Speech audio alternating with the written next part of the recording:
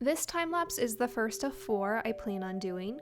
For a little mini series I'm going to just call Seasonal Dragons, for lack of a better name, and of course we are doing Spring first. This is also my tallest build to date because I can utilize the extra height limit in 1.19. I like to keep the height strictly in vanilla, so my block range is -64 to 320. And I was surprised that throughout this process, I didn't feel like I was building any bigger than I have in the past, but clearly I was able to fit a lot more in that space because of it. It's just not that noticeable to me when I'm in the middle of it. One of the biggest helps with getting this build started was the fact that I had done a concept art beforehand, and usually that consists of a little scribble, but this time I actually do have a time-lapse painting of my concept art for this. I will provide a link to it, it is on my second channel. I really do think the Minecraft build turned out better, but it's always nice to have a plan. Even with a plan, it can take a little bit of trial and error to get the correct size I need. As you saw before, my first attempt was way too large, so I had to scale it down in order to allow more headroom because I need as much space as I can for the background and other elements to go above the head. I think this stage of the process really is the most boring because you still have most of the build ahead of you and you're really not sure if it's going to turn out quite right, and I'm spending many hours just sculpting it and smoothing it and trying to get the shapes looking okay. I also tend to be the laziest in the early stage just because it doesn't look like anything but a blob of blocks. But the more I push through and the more I see it coming together, that motivates me to continue. Adding the wings is a big step because it makes it look like a dragon finally instead of just a dinosaur, and it was really simple too because I just used the spike tool and loft tool from Archeon to quickly make those. It was actually very unfortunate for me that I had to build a tree in this. Yes, I did have to. It was in my concept art, so I had to, but I really did not want to, because I knew this would be the largest tree I had ever made, and I knew it was going to take a very long time. Even with the help of useful tools like the spike tool to create the branches quickly, it was so time consuming. And just to show you how time consuming it was, let's cut to past me working on this. This is a short break from the time lapse because I wanted to show you how long it really takes me to do this tree in real time. I have been working on it outside of recording it for a time lapse. I've been working on it for many hours just trying to tweak it and get it right, and I'm still not done. There's still a lot that I see I need to fix. I keep repositioning branches, redoing them in different places. I completely redid the entire trunk, which took me a few hours, and I still see some problems with it. It looks like it's very heavily leaning this direction. I'm trying to get more balance on this side. I'm just trying to make it look balanced overall, and I'm really struggling with it for some reason. I'm trying to not have to redo the whole trunk again because that took me a long time. But just so you get an idea of how long this actually takes, even with the use of the spike command and other commands to help me quickly create branches, I'm going in here and just hand smoothing stuff constantly and fixing things. It is definitely not a quick process, but this is what I've been doing for quite a few hours. This is why I don't record every little thing I do for these builds, it's just too much. I know I'm going to end up adding twice as many branches because I know for a fact this is not enough, this is not going to fill it up nicely.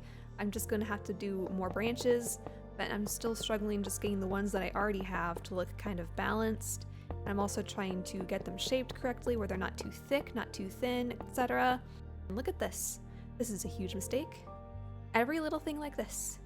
I gotta go in, fix it, make sure it's connected nicely, make sure the branches aren't too thick. I'll be at this for a few hours and then we can continue with the time lapse. I finally have the tree shaping finished, so now I can continue working on some of the landscaping, which I don't have that many blocks to work with, so I'm keeping it very basic and shallow. And then on to coloring, which is going to take an eternity, and because of my block palette, which is mostly pink, it was very difficult to get the colors to blend well because there's very limited pink blocks, and this is also before cherry wood is added. I would have loved to use that, but I was not willing to wait for it.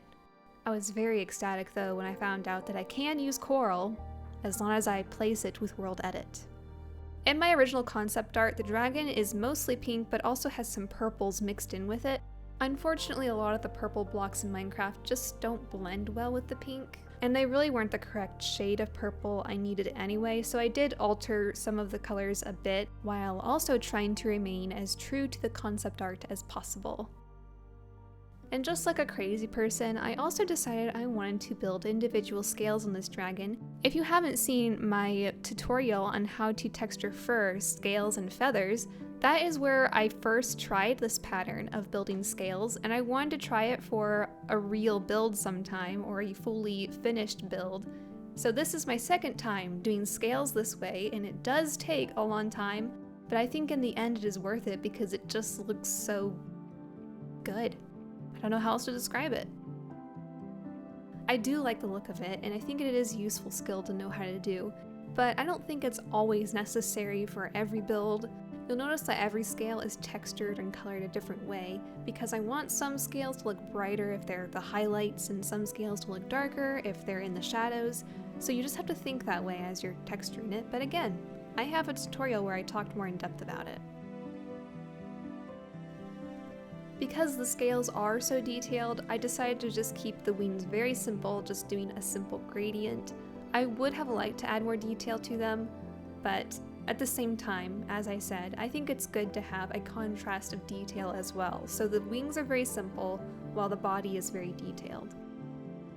Now on to texturing the tree. I can't wait to get this tree done and over with. The trunk is very simple. I just use a few brushes and brush a few colors on it, and it's good enough. It doesn't have to be too detailed, but since this will be a cherry blossom, I want to make sure to build several different sets of flowers, and those are all hand built with a little bit of detail, and then using about 4 or 5 different variants of those or schematics. I equip those to a brush, and then I can paint them all over the branches. You know what? That was really fast. Let's cut to some real-time footage. Now, it might look very simple, but it took me over 4 hours to paste all of these flowers on this tree. Sometimes when you paint with a brush, it doesn't always put it in the position that you want, and I'm making sure they're not pasting on top of each other and that they're on an angle that looks good. So yes, it is very time consuming, but definitely worth it. If you're interested in learning more about this tool, you can research it and look it up. It is the Schematic Brush Reborn, and I can't imagine doing trees like this without it.